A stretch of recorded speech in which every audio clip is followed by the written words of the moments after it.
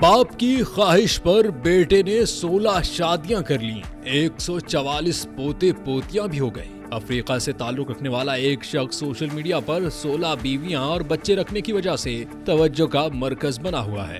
Tanzania के एक छोटे से गांव से ताल्लुक रखने वाला शहरी, जिसका नाम मिजी अर्नेस्टो है, उसने 16 खवातीन से शादी की है और उससे उनके 100 से ज्यादा बच्चे और 144 पोते भी हैं। आजकल 2 या 3 से ज्यादा बच्चों की देखभाल करना नौजवानों की अक्सरियत के लिए बोझ है, लेकिन फिर मिजी अर्नेस्टो जैसे लोग भी हैं जिन्होंने अपनी जिंदगी अपने खानदान को ज्यादा से ज्यादा बढ़ाने के लिए वक्फ कर दी।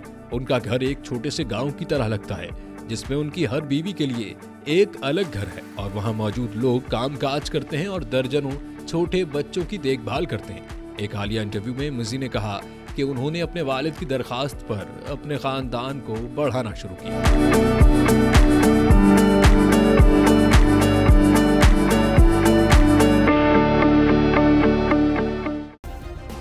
सब्सक्राइब करें और बेल दबाएं ताकि कोई खबर रह न जाए।